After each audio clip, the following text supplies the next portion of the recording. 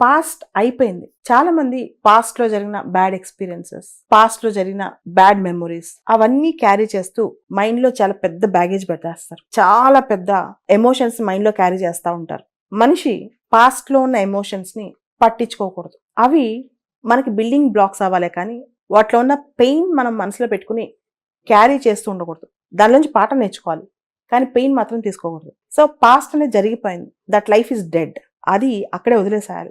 దానిలో ఏమైనా నేర్చుకుంటే ఆ పాఠాలు మాత్రమే గుర్తుపెట్టుకోవాలి. అంతేగాని పాస్ట్ అనేది ఎక్కువ పెట్టుకుని తిరుగుతూ ఉంటే గనక మనిషి ప్రజెంట్ లో బతకలేడు. అదే విధంగా ఫ్యూచర్, చాలా మంది అనుకుంటారు ఫ్యూచర్ లో మన లైఫ్ చాలా బ్రహ్మాండంగా ఉంటుంది, ఇప్పుడు మనం త్యాగం చేస్తే అప్పుడు మనం లాభాలు పొందొచ్చు అని. కానీ లైఫ్ లో మనం నేర్చుకోవాల్సిన లెసన్ ఏంటంటే ఫ్యూచర్ లో మనం హ్యాపీగా ఉంటాం అని చెప్పి ఈ రోజున మన పీస్ ని హ్యాపీనెస్ ని పోస్ట్ పోన్ చేయకూడదు. Every day is an unit. ప్రతి డే ఒక బ్లాక్, ఒక యూనిట్. ప్రతి డే మనం 100% ప్రజెంట్ లో బతకగలము. ప్రజెంట్ లో ఈ రోజే మనకి ఫైనల్, ఈ రోజే మనకి ఇంపార్టెంట్. ఈ రోజులో మనం చేయగలిగినంత చేయాలి.